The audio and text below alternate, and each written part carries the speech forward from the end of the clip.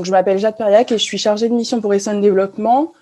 Pour vous expliquer rapidement, Essonne Développement est une agence de développement territorial qui est ancrée sur le territoire essonnien depuis maintenant plus de 25 ans.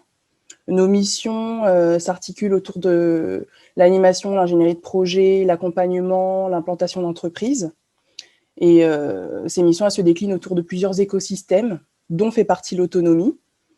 Donc, ce webinaire, il a bien sûr pour objectif de vous introduire et de vous présenter la notion de conception universelle, mais il a surtout pour objectif d'impulser une dynamique d'action concrète. Donc, nous vous offrons l'opportunité d'ajouter une corde à votre arc.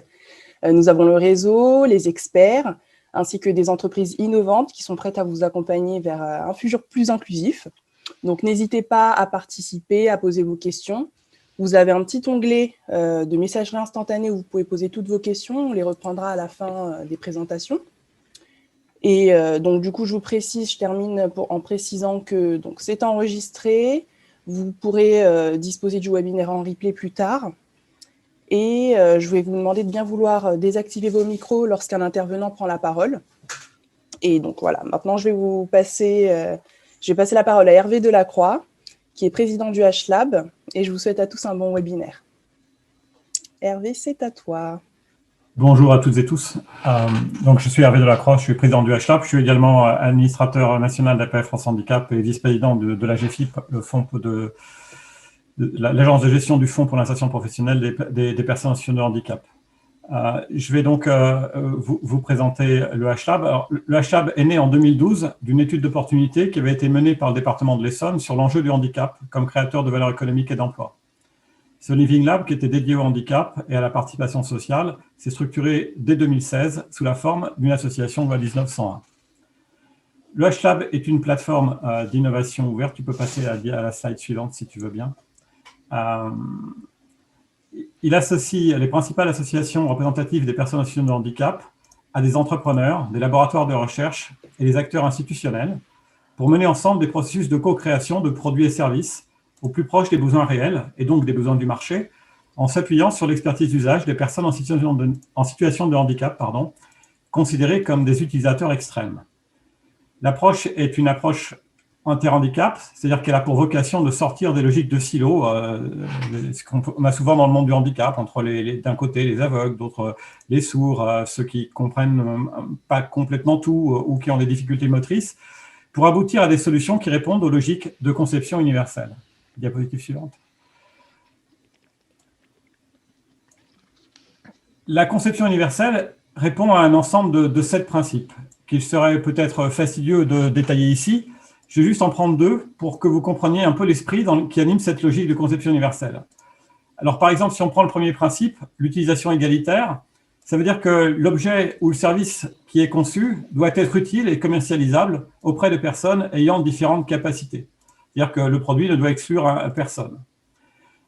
Pour le quatrième, par exemple, comme l'information perceptible, eh bien, l'objet ou le service qui est conçu doit pouvoir communiquer efficacement avec l'utilisateur et il doit lui fournir l'information nécessaire, quelles que soient les conditions ambiantes et les capacités sensorielles de la personne. C'est-à-dire que, par exemple, si vous êtes en plein soleil, si vous utilisez un smartphone, eh bien, vous pouvez avoir des fonctionnalités qui sont plutôt destinées à des non-voyants, mais dont vous allez pouvoir bénéficier.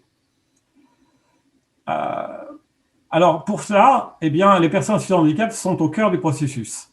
Pour garantir en fait l'effectivité de ce processus de conception universelle, il est essentiel de prendre en compte l'expertise d'usage des publics extrêmes pour qu'elle soit donc prise en compte, et dans notre cas, des personnes en situation de handicap.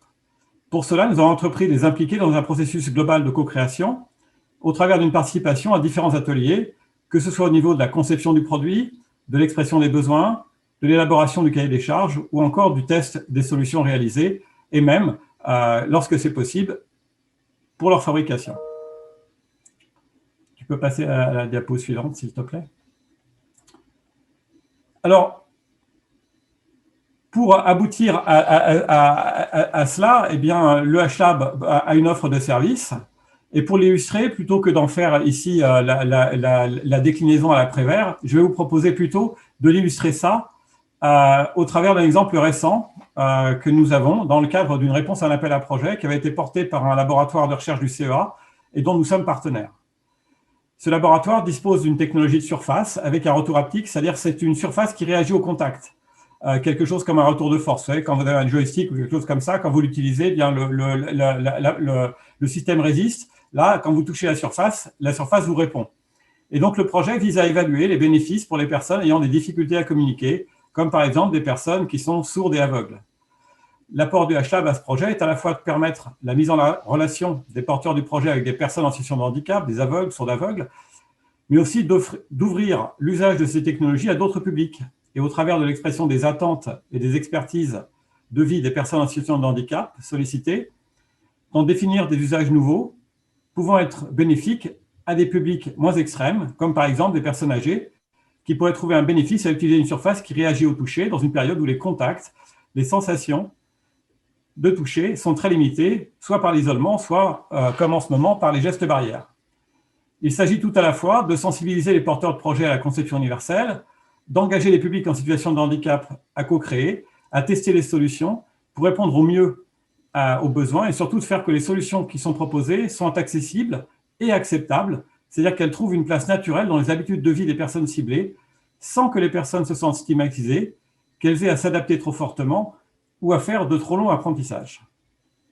Alors, pour mettre ça en pratique, eh bien, on va vous proposer différents exemples pour que ce soit pour vous concret, parce que parfois, la terminologie de conception universelle est quelque chose qui n'a pas beaucoup de ressenti concret. Donc, je vais laisser maintenant les exemples se développer. Merci à vous. Bonjour à tous. Je m'appelle Anne Perriot, je suis designer graphique. Donc, mon métier, c'est de faire des images et je me suis spécialisée dans la conception d'images au départ adaptées aux personnes ayant des spécificités cognitives.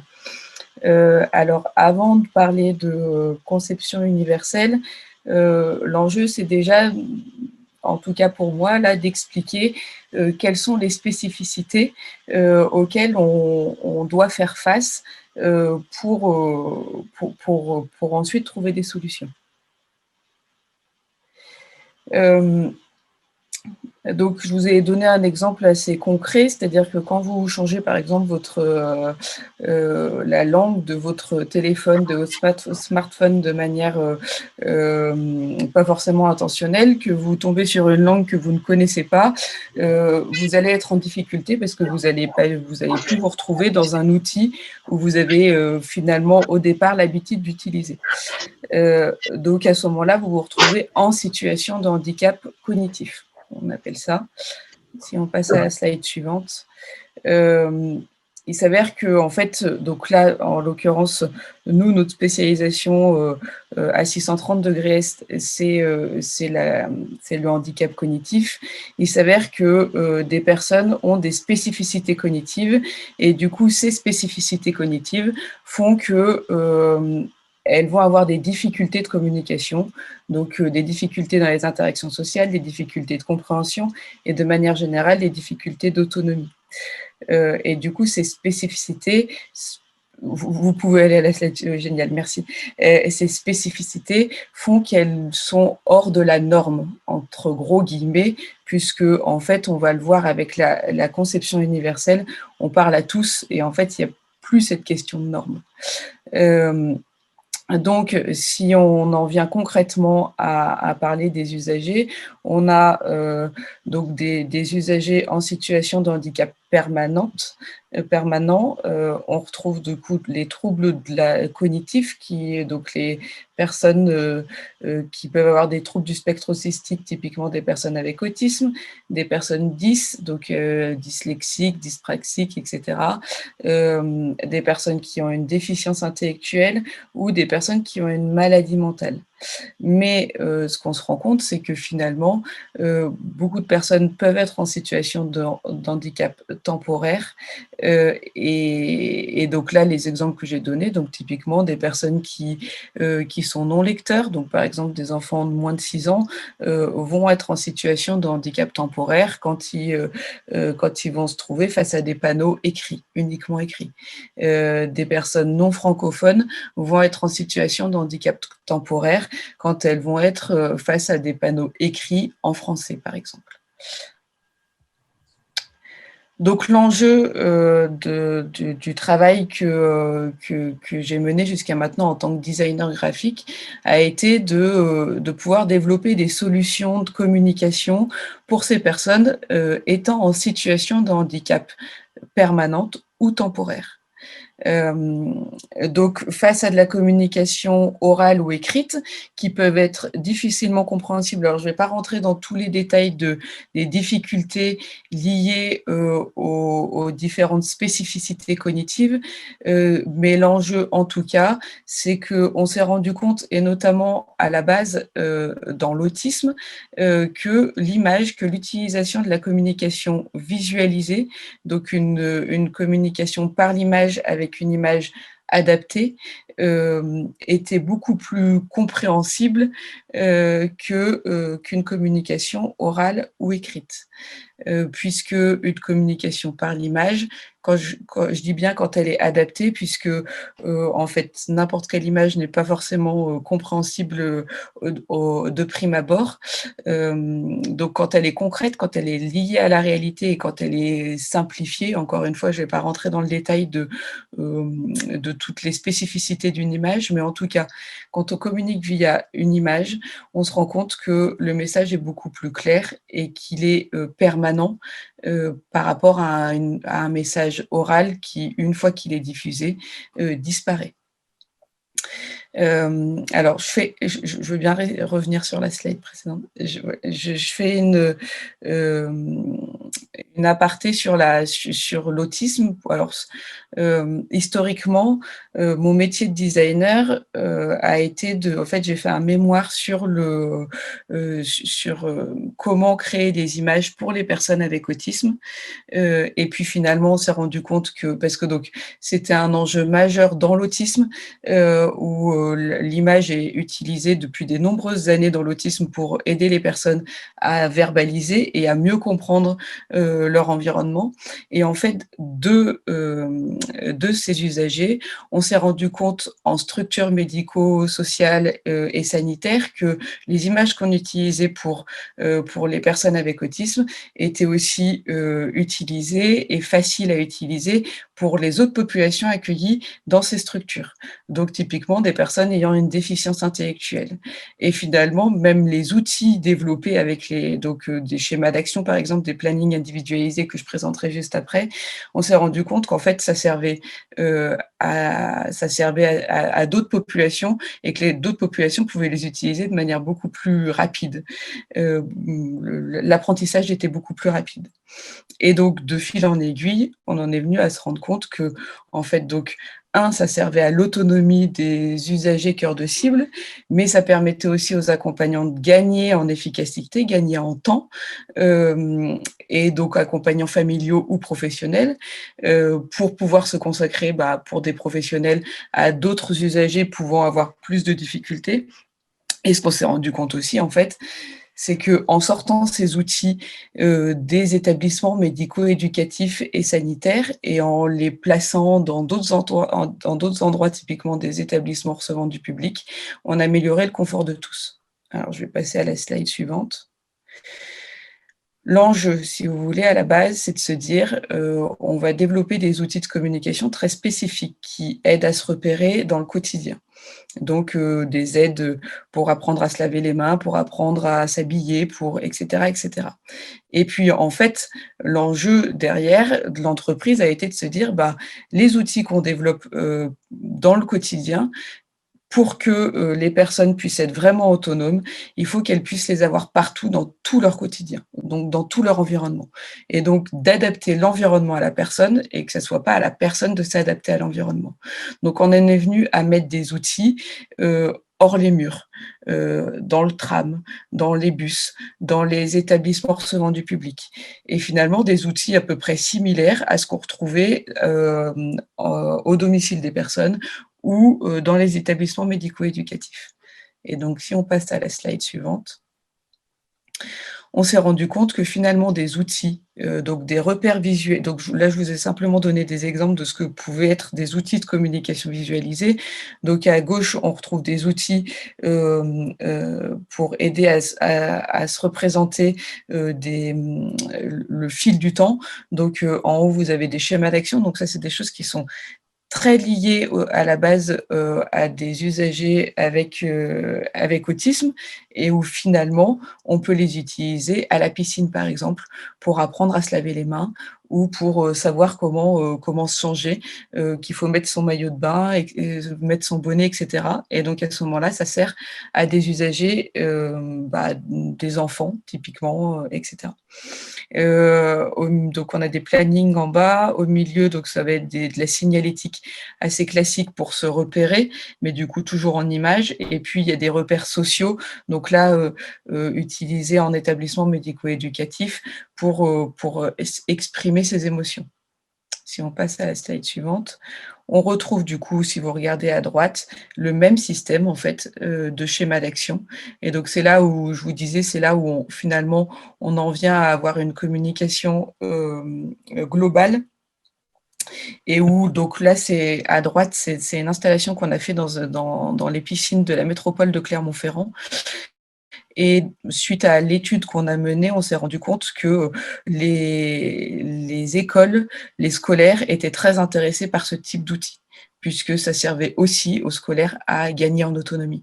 À gauche, c'est un travail qu'on a mené avec le SMTC, donc le syndicat mixte des transports en commun de la ville de Clermont-Ferrand, toujours, où l'enjeu, c'était de repérer chaque arrêt de tram par un logo, une image facilement compréhensible et facilement nommable, pour pouvoir, à n'importe quel endroit où on se trouvait dans Clermont-Ferrand, pouvoir indiquer, voilà, je cherche l'arrêt, et pouvoir nommer l'arrêt qu'on cherche. Alors, donc, je suis partie des exemples. Maintenant, je vais vous parler plus de concrètement comment ça se passe. Dans tous les projets qu'on développe, donc à la base, que ce soit dans le milieu du médico-éducatif ou du sanitaire, et maintenant dans le milieu ordinaire, on va dire, on a toujours la même méthode, c'est-à-dire d'inclure les différentes parties prenantes au projet. Donc, il y a les usagers et les accompagnants, les professionnels des ERP et les designers. Donc les usagers et les accompagnants, concrètement, on les met entre guillemets dans la même case, puisque dans le domaine qui nous incombe, donc du handicap cognitif, mental, psychique, il s'avère que les usagers ont parfois des difficultés, et c'est souvent l'enjeu, des difficultés de communication, mais de fait de verbaliser. Donc les accompagnants familiaux et professionnels, typiquement les éducateurs spécialisés, ont un vrai enjeu de s'inclure dans le projet pour pouvoir traduire certaines informations que les usagers ne peuvent pas nous transmettre elles-mêmes, pour certains. On s'entend, puisque vous l'avez vu juste en amont, il y a une pluralité en fait des usagers en situation de handicap mental, cognitif ou psychique, donc une pluralité de spécificités cognitives, une pluralité de communication. Donc l'enjeu, c'est de pouvoir inclure dans le projet des usagers avec avec différentes spécificités. On le verra sur la slide d'après, comment on fait pour mettre en place, inclure en tout cas une telle diversité de population. Pour inclure les usagers, on a différentes manières de le faire. On va donc, Monsieur Delacroix, donner des exemples assez concrets, et finalement, je me rends compte qu'on en revient un peu tous aux mêmes pratiques. C'est-à-dire qu'à la base, on va analyser les besoins, et pour ça, c'est les usagers qui vont s'exprimer via des sondages. Donc, encore une fois, c'est soit ils vont s'exprimer par l'écrit, soit ça va être les accompagnants qui vont échanger avec eux ou les observer sur certaines questions qu'on va leur poser. Donc concrètement, si on prend un exemple concret avec la piscine, par exemple, le projet de la piscine, donc de rendre accessibles les piscines de Clermont-Ferrand, le premier enjeu était de comprendre quelles étaient les difficultés que les personnes rencontraient quand elles allaient à la piscine. Mais aussi quelles étaient les difficultés que les professionnels en établissement recevant du public rencontraient quand elles accueillaient un public en situation de handicap et pas forcément en situation de handicap. Puisque l'enjeu du handicap cognitif, mental, psychique, c'est qu'en fait, c'est un handicap pas forcément visible.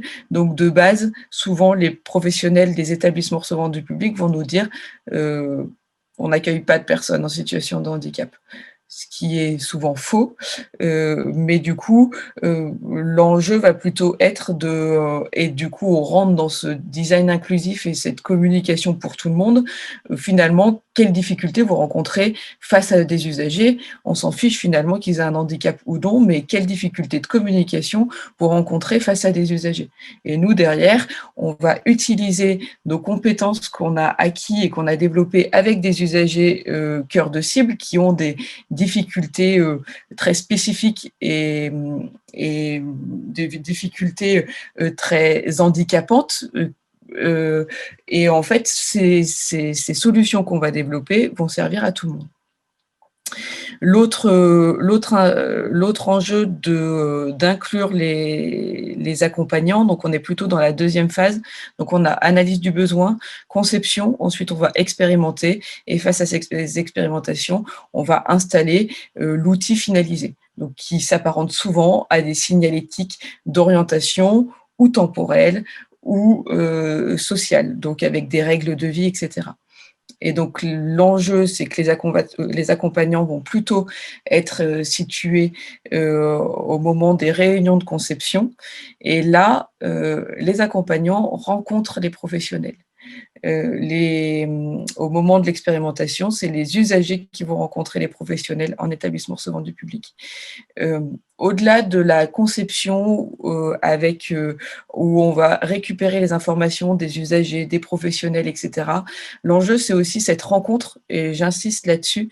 On s'est rendu compte dans les différents projets qu'en fait, il y a un enjeu de sensibilisation aussi des professionnels des établissements recevant du public.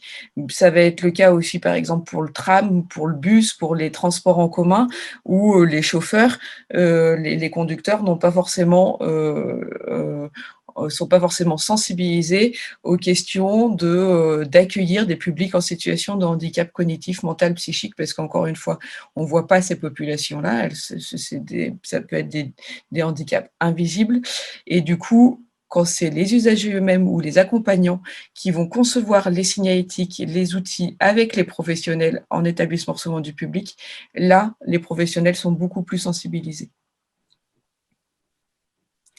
Je veux bien qu'on passe à la slide suivante, s'il vous plaît. Dernier, et du coup, est-ce que je suis bonne dans les timings? Oui, j'ai encore 2 minutes. Dernière slide. L'enjeu pour inclure tous les publics, et c'est souvent une difficulté finalement, puisque autrement dit, ce que je vous disais tout à l'heure, il y a beaucoup de handicaps différents, de spécificités différentes. On a créé des groupes de travail. Donc là, par exemple, c'est un groupe de travail sur la mobilité inclusive. Et donc, l'enjeu, c'est de mettre autour de la table différents acteurs du territoire qui accueillent ou qui accompagnent des publics en situation de handicap mental, cognitif, psychique. Et donc, vous voyez autour de la table des personnes qui sont issues de différentes associations. Fondation Jacques Chirac, qui accueille plutôt des personnes avec autisme, adultes.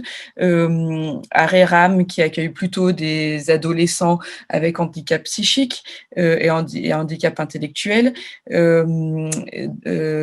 Facteur 10, qui accompagne et qui sensibilise plutôt aux questions des personnes 10, Centre Ressources Autisme, Espérance 63, qui est plutôt sur de l'accompagnement au handicap psychique.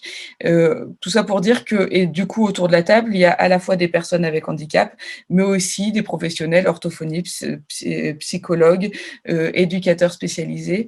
Et l'enjeu, c'est que tous ensemble, en fait, on se rend compte que les solutions qu'on développe vont permettre à tous de trouver, de gagner en autonomie et de gagner en mobilité. Et donc, dans ces groupes de travail, typiquement, je donne l'exemple de Facteur 10, donc la personne la présidente de Facteur 10, au départ, disait, bon, bah, nous, les personnes 10 sont souvent mises à l'écart.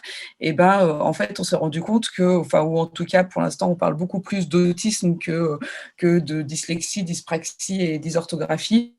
Mais finalement, dans les solutions qu'on développe, ça va servir à tout le monde. On se rend compte dans les tests. Donc, si ça parle à tout le monde dans le handicap, ça peut qu'améliorer le confort de tous les usagers hors du handicap. Et je donnerai un dernier petit exemple. On a été contacté dernièrement par une société de transport qui gère des transports urbains dans une grosse métropole de France, et l'enjeu qu'ils avaient, c'était de dire, bon, bah voilà, il y a 25 lignes de bus qui passent au même endroit, on ne sait pas comment faire parce que les personnes sont en difficulté d'orientation, sont complètement désorientées et n'arrivent pas à trouver leur bus. Et finalement, vous, avec des solutions à la base pour le handicap cognitif, comment on fait pour développer des solutions pour tout le monde. Voilà, merci beaucoup Anne pour cette intervention. On va passer à l'intervention de Damien Mauduit, qui est président d'Inside Vision. Bonjour à vous tous, donc madame Damien Mauduit, donc Inside Vision. Je travaille dans le handicap visuel depuis plus de 30 ans maintenant. J'ai créé avec mon associé Denis Le Roseau une quinzaine de produits Braille permettant aux enfants aveugles d'être en intégration scolaire. Donc j'emploie bien le mot intégration scolaire. Et en 2014, nous avons créé Inside Vision, qui était là pour vraiment créer un produit, non plus pour l'intégration scolaire, mais pour l'inclusion scolaire. Ça veut dire quoi? Ça veut dire que jusqu'ici, les produits étaient spécialisés pour les aveugles avec des éducateurs spécialisés ou des professeurs spécialisés permettant d'avoir une communication dans une école standard.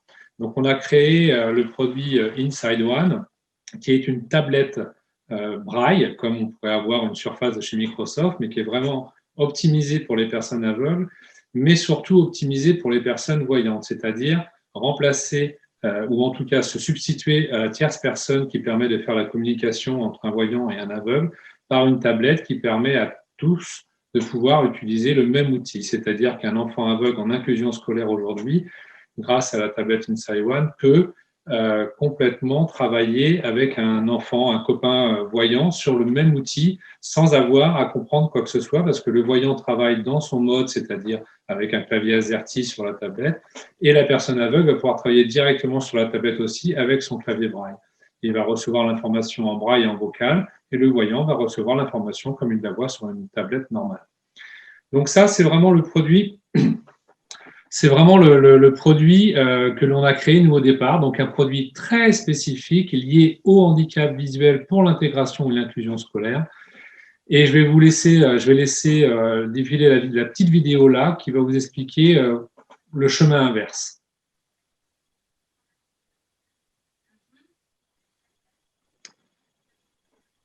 Il n'y a pas la musique, mais c'est pas grave.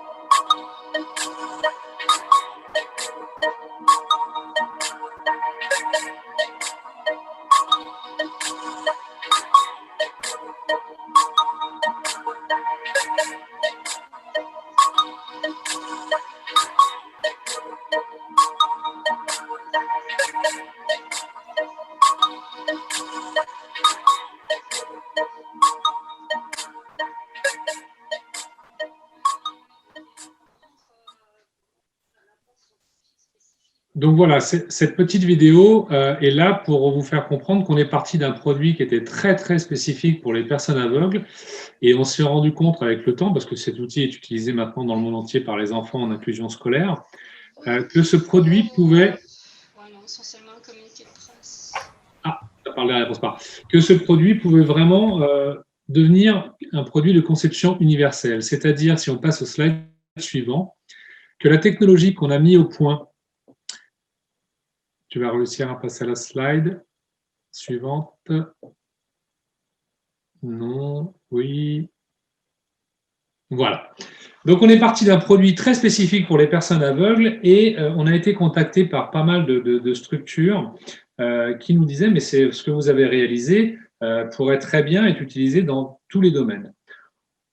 Pour bien comprendre, et c'est là que je me suis rapproché du HLab, pour se dire que, eh bien, écoutez, on a réussi à faire que le tactile et les tablettes tactiles soient complètement accessibles aux aveugles, donc aux personnes qui ne voient pas, et on pourrait très bien adapter cette technologie pour que cela soit adapté sur n'importe quelle borne tactile.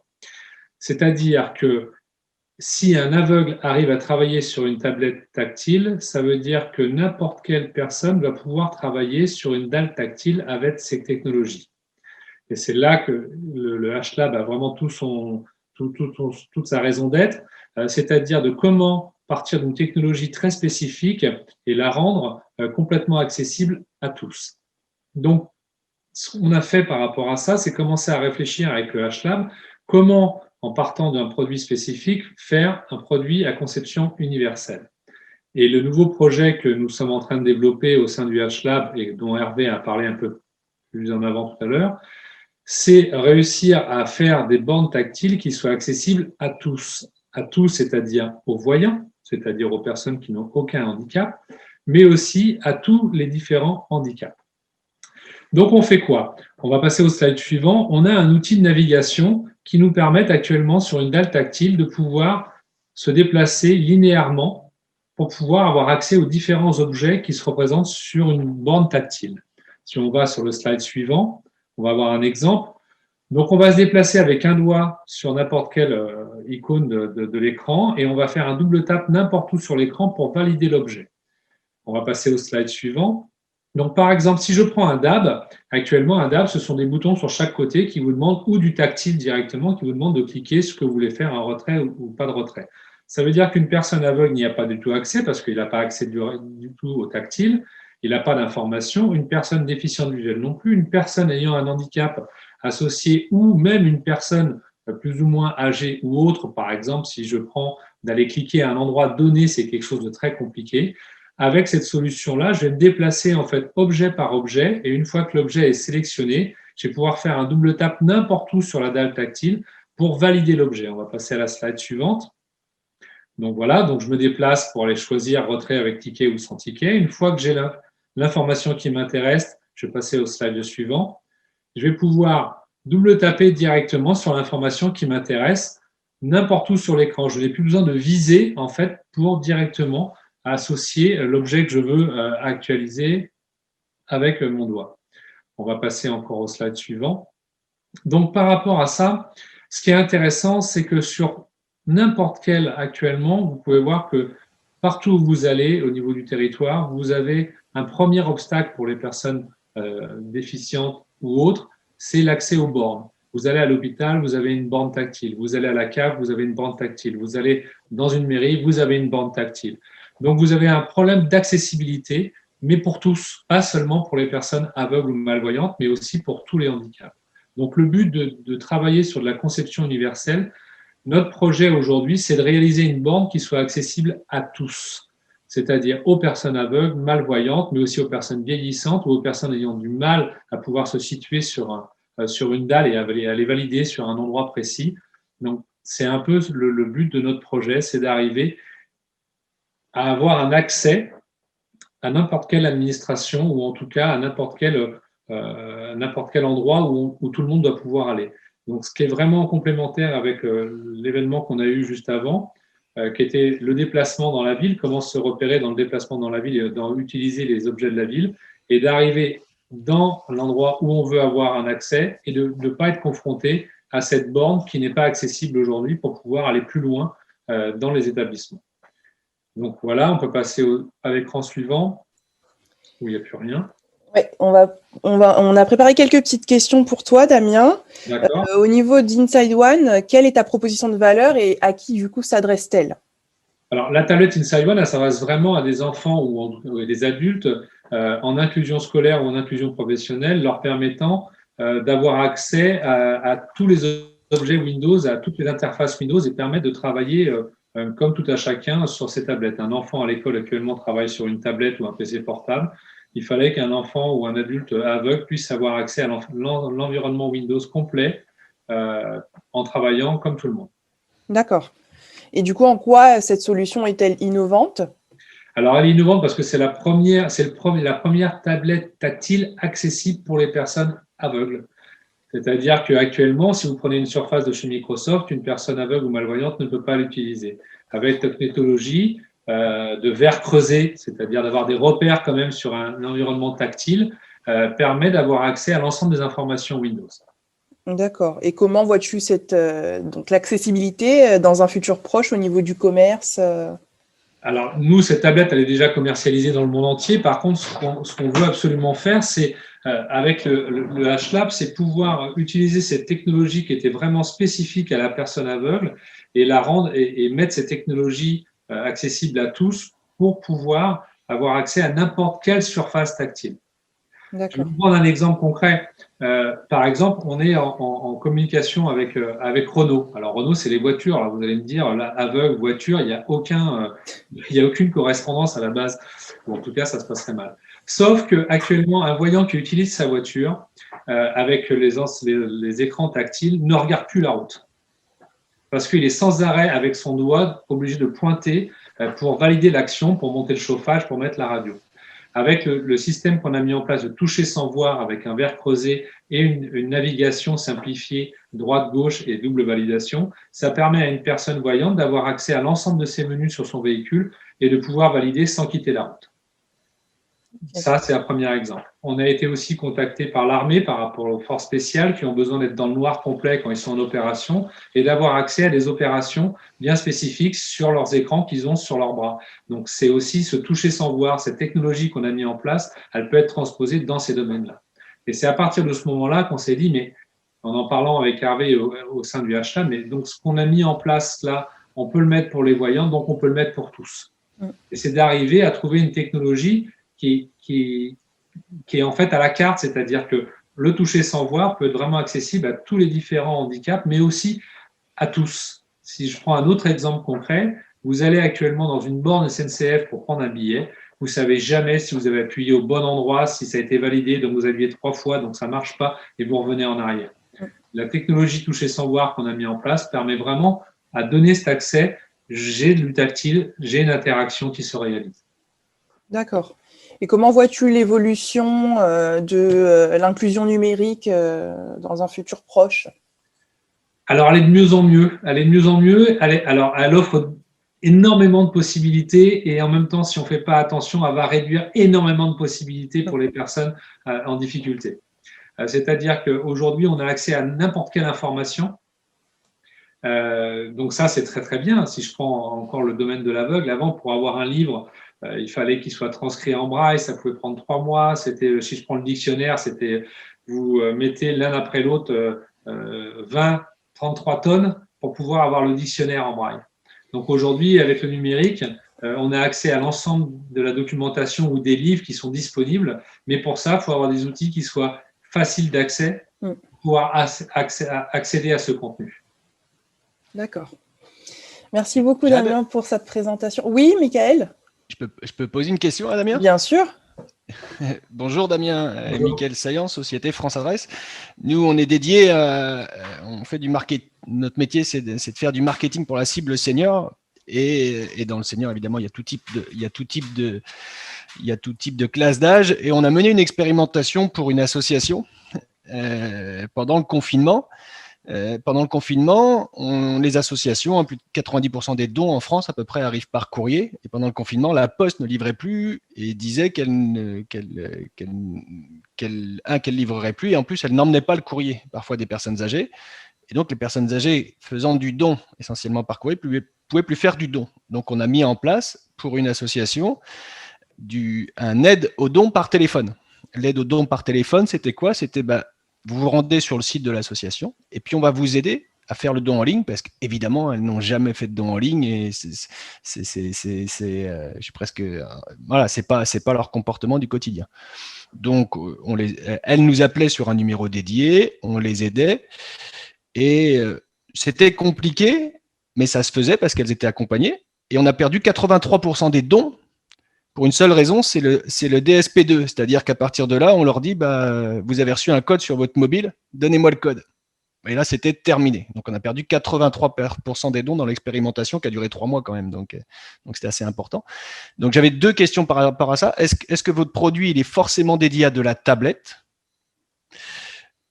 Et la deuxième, est-ce que vous avez une idée de comment on répond à ce genre de choses qui fait que, exactement ce que vous disiez, il y en a qui vont être de plus en plus exclus, simplement parce que la technologie devient tellement complexe dans le paiement qu'il y a des gens qui ne pourront jamais payer par ces outils-là. Oui.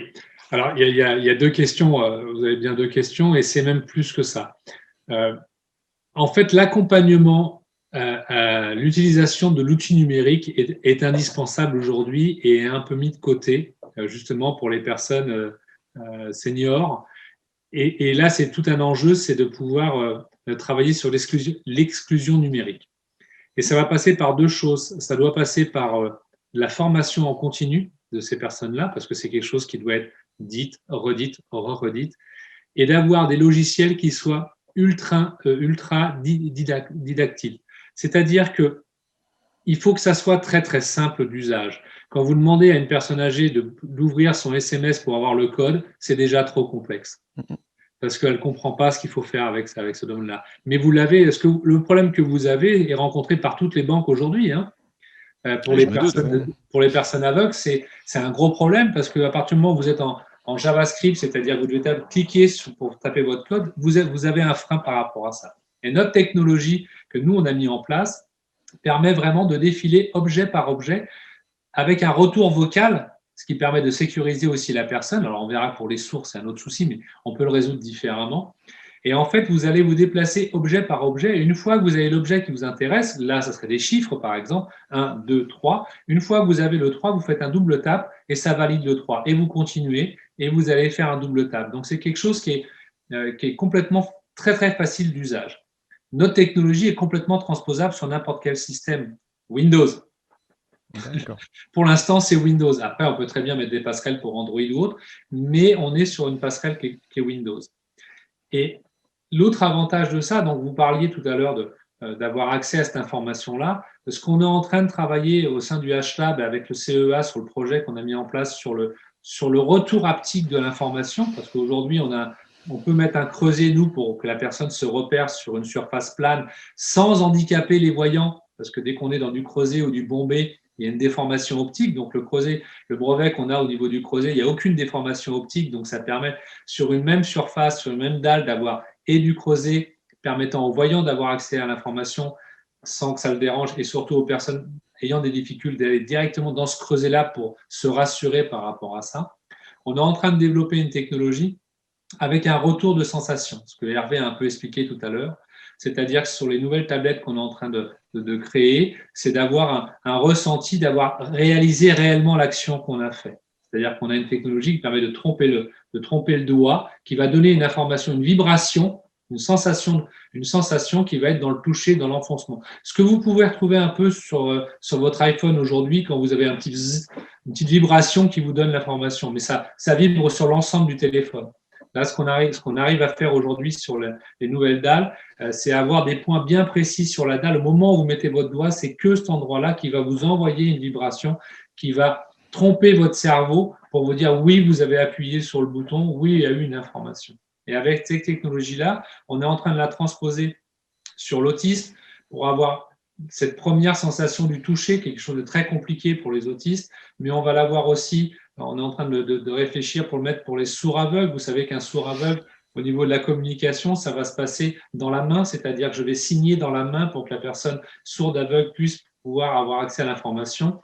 Là, en fait, on est sur 2 tablettes, une tablette qui va commander, c'est-à-dire je vais écrire ce que je vais dire au sourd aveugle, et le sourd aveugle va poser sa main sur la tablette et va y avoir des interactions au niveau tactile avec une sensation haptique permettant de traduire directement, ce qui va rendre de l'autonomie à la personne sourde aveugle quand elle veut voir son médecin, quand elle veut dialoguer avec n'importe qui, n'ayant pas cette connaissance de signer. Vous allez écrire sur votre tablette et elle va avoir ce ressenti. Avec le Covid, ce qu'on a eu ces derniers temps, c'est l'éloignement et de ne plus avoir de sensation de toucher pour les personnes âgées, d'avoir ce sentiment d'être avec quelqu'un. Ben là, avec ces 2 tablettes-là, vous ferez des mouvements de toucher, de caresse, et la personne pourra le ressentir sur sa tablette aussi. Donc, tout ce qu'on est en train de mettre en place là, c'est pour que ça soit accessible à tous. Donc, c'est vraiment dans la conception universelle, c'est-à-dire qu'on parle d'une technologie et avec le HLab, on dit « Ok, on a cette techno, pour qui ?» Et là, tout le monde va pouvoir porter ces différentes strates par rapport à sa difficulté du moment, parce que le handicap, ce n'est pas forcément un handicap permanent. Ça peut être un handicap qui peut être que temporaire, et donc pour tous. Et donc, c'est vraiment là que la conception universelle est pour nous très indispensable. On a une techno, on a un savoir-faire qui est énorme à ce niveau-là, au niveau du toucher, au niveau du ressenti et au niveau du marquage d'une surface plane. Mais maintenant, c'est ouvert pour tous pour pouvoir donner un accès à chacun et pouvoir travailler correctement. Une personne qui a un handicap moteur, par exemple, qui a du mal à pointer sur son iPhone ou sur sa tablette pour aller pointer l'objet que l'on veut réellement faire parce qu'il tremble, et ben, le fait d'avoir un repère physique, c'est-à-dire un creuset du verre, va pouvoir le rassurer par rapport et le bloquer à l'endroit où il veut faire, et le software va pouvoir valider l'objet qu'il a sélectionné. Enfin, on rentre vraiment dans de la conception universelle parce que ça veut dire que tout le monde va pouvoir apporter sa brique pour pouvoir faire tourner ça. Et notre premier but là-dedans, c'est d'arriver à réaliser une première borne tactile. Après, le contenu, quel qu'il soit, ça peut être prendre son ticket pour la CAF, ça peut être pour l'hôpital de réserver son numéro, ça peut être dans la mairie de savoir quel service vous devez aller voir. Enfin, voilà, c'est de pouvoir. Le contenu, c'est vraiment à vous de le donner, et nous, on va mettre la technologie permettant un accès à tous, voyants, non-voyants et tout handicap. C'est-à-dire vraiment la technologie universelle. Merci beaucoup, Damien, pour cette réponse super complète. Merci. Est-ce qu'il y a des questions? C'est vrai qu'on n'est pas forcément tous en situation de handicap, mais on s'est tous au moins une fois retrouvés en situation de handicap dans nos vies, dans notre quotidien, qu'on ait les mains chargées, qu'on ne puisse pas ouvrir une porte. C'est des questions qui se... La conception universelle, elle est favorable à tout le monde à un moment T dans notre vie, et je pense qu'elle est applicable, comme tu disais, à bon nombre de situations. On retrouve des bornes partout maintenant, que ce soit à la poste, à la CPAM. Il y a vraiment ces dispositifs pour retirer de l'argent. Et il est important qu'on entame tous cette démarche petit à petit de conception universelle plus inclusive. Actuellement, les tablettes Inside One, elles sont accessibles uniquement sur un achat sur Internet, ou est-ce qu'on peut les trouver où c'est... Alors, oui, c'est sur Internet, mais la tablette Inside One, vraiment, est pour les personnes aveugles. On est, nous, une société, on a des distributeurs partout en France et dans le monde aussi. Donc, vous pouvez la retrouver. Vous ne la retrouverez pas à la FNAC, c'est ça que je veux vous dire. Voilà, exactement. Alors, vous voyez, on rentre encore dans cette problématique de la conception universelle. Notre tablette Inside One, elle est focus sur les aveugles. Donc, oui. Ça veut dire que c'est une population qui est restreinte, heureusement. Si je prends le marché dans le monde, c'est à peu près 20 000 appareils par an. D'accord, oui. C'est ridicule. Mais à partir du moment où on conçoit un produit qui est accessible à tous, ce que je vais vous dire, c'est que ce produit est très cher. Le produit à la vente, ce produit d'Inside One, il est à 7 000 € aujourd'hui pièce. D'accord. Et donc, c'est un frein à l'achat. Alors, heureusement, en France, on a cette qualité avec la GFI, avec la MDPH, que ce soit financé pour l'inclusion scolaire ou autre. Mais pour la personne qui est à la maison et qui n'a pas de financement, c'est inaccessible. Et le but de faire un produit, un support qui soit complètement universel, c'est qu'on va réduire les coûts. Et si on réduit les coûts de production, automatiquement, l'usager va pouvoir avoir un produit qui devient accessible au niveau prix. D'accord. Moi, je suis, en fait, c'est parce que vous parliez des problèmes de tremblement, et notamment le tremblement essentiel chez les personnes âgées, qui fait que c'est extrêmement compliqué de se servir d'un téléphone standard, quoi, ou d'une tablette standard. Parce que finalement, le doigt ne réagit pas de la bonne façon. Alors même en passant par un stylo intermédiaire pour essayer de mieux cibler, ça pose quand même encore des questions parce que elle va appuyer trop longtemps ou un petit peu plus, elle va rester trop posée, etc. Enfin, c'est encore compliqué, quoi. Ah, tout à fait. Et c'est là que la navigation par objet, c'est-à-dire que, comme si vous étiez sur un bureau de Windows avec des icônes, vous n'allez pas aller viser sur l'icône, c'est-à-dire qu'il va y avoir un objet qui va être focusé, vous allez vous déplacer horizontalement, ça va se déplacer d'icône en icône, et une fois que vous avez l'information qui vous est donnée, vous avez bien vu ce qui y allait, vous allez pouvoir faire un double tap n'importe où sur l'écran. Et ce qui est vraiment important, c'est cette histoire de souvent, si vous appuyez trop longtemps sur votre icône, ça va ouvrir les menus contextuels ou ça va déplacer l'icône. Et là, on rentre dans une problématique où la personne âgée va dire « Ok, j'en veux pas, je n'y arrive pas ». Moi, j'ai ça avec ma mère, donc il n'y a pas de problème. Je vois bien la situation. Et c'est vraiment complexe. Oui. Alors, Merci. sur ce sujet-là, si je peux intervenir par rapport à la conception universelle, c'est vrai qu'un des grands piliers de cette conception universelle, dans ses principes, c'est aussi d'être capable de gérer le droit à l'erreur, la capacité à annuler une action, des choses de ce genre, parce que souvent, c'est ce qui est extrêmement angoissant pour des personnes qui n'ont pas la maîtrise des usages, c'est qu'elles ont toujours peur de faire une bêtise, quelque chose d'irrémédiable, et donc, effectivement, on a aussi cette préoccupation majeure de sécuriser l'usage de la personne dans une gestion de l'erreur et de la capacité à annuler une action. Donc ça, c'est tout à fait essentiel. Et donc, dans tout ce qui est autour de cette conception, c'est vraiment cette idée d'accessibilité et d'acceptabilité. Il faut vraiment que l'idée, c'est vraiment de créer des produits et services qui puissent complètement s'intégrer dans le quotidien des personnes sans le bouleverser. Et finalement, c'est ça qui fait que les seniors sont des cibles parfaites pour cette logique de conception universelle parce que il faut absolument éviter toutes les formes d'apprentissage beaucoup trop importantes et qui en plus sont souvent assez peu pérennes. Donc, des choses qui sont rebutantes ou qui mettent les personnes en difficulté.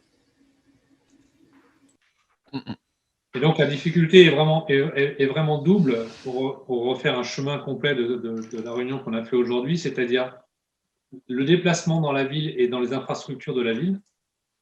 Donc, on a pu voir avec Anne, c'est comment toute personne doit pouvoir se déplacer en autonomie complète dans la ville et d'avoir accès à l'information par des technologies numériques. Et vous rendez la ville complètement accessible à tous.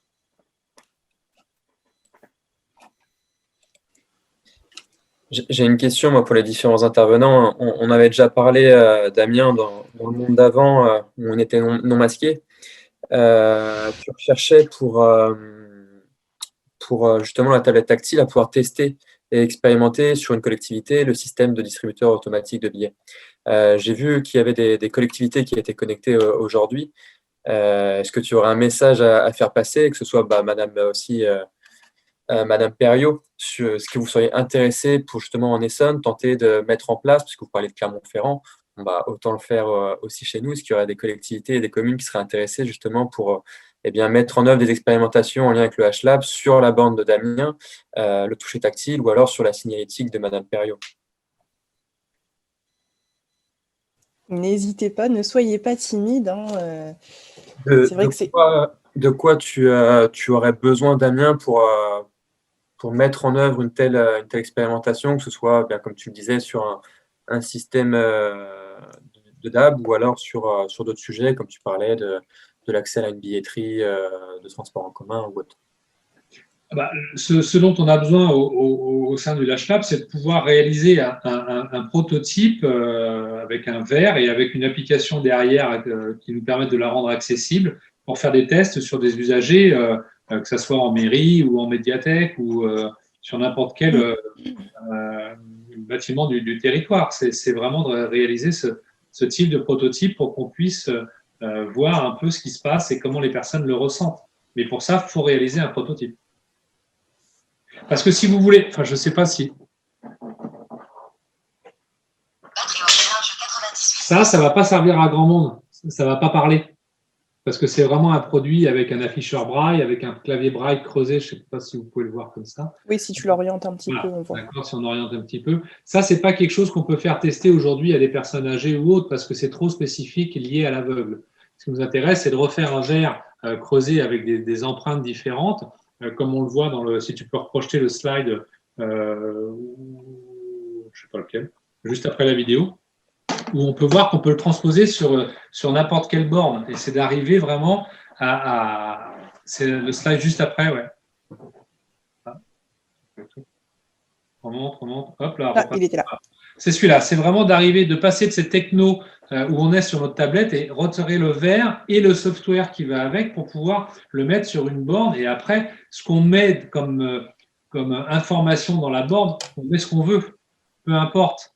C'est vraiment de pouvoir faire des tests au niveau de l'usage sur toute une population complètement différente pour pouvoir voir comment elles travaillent dessus, comment elles acceptent cette technologie-là d'accès à l'information. Mais si vous permettez, Paul Da Silva de l'agglomération Grand Paris Sud, puisqu'on parle de collectivité, effectivement, nous représentons à cheval entre la Seine-et-Marne et l'Essonne 23 communes et 350 000 habitants.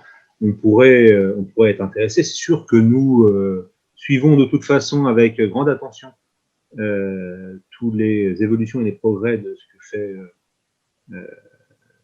non seulement HLAB, mais bien sûr Inside Vision, qui est une société qu'on suit attentivement et qui fait des choses extrêmement intéressantes.